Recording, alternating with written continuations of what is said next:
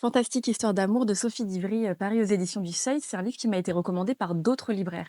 Je ne l'avais pas nécessairement remarqué, j'étais passée, un petit peu à côté de ce pavé, et quand j'ai commencé à entendre des échos, des coups de cœur de la part de libraires extrêmement différents et c'est ça d'ailleurs ce qui m'a intriguée, cet enthousiasme assez unanime de la part de libraires qui généralement, n'ont pas du tout les mêmes goûts, les mêmes appétences. Alors j'y suis allée et je dois le dire, moi aussi, j'ai complètement plongé. Nous y suivons l'histoire de Bastien, pardon, et Maya, 2 personnes qui vivent tous les 2 à Lyon. Maya, c'est une jeune femme qui est une journaliste scientifique dans un journal qui a des grosses difficultés financières. Elle se voit, menacée d'un licenciement et pour sauver sa peau, eh bien, il faut qu'elle aille, contacter sa tante qui est, chercheuse en physique quantique dans un grand centre de recherche en Suisse.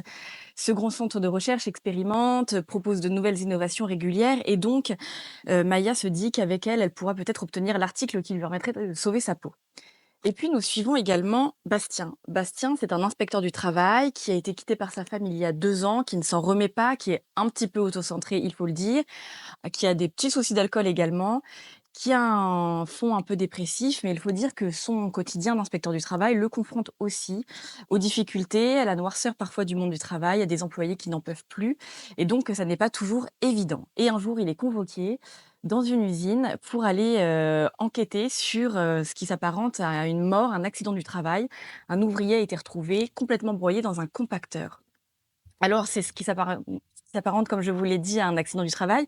Seulement, le procureur en charge de l'affaire, lui, soupçonne un meurtre. Qu'en est-il? On va le découvrir.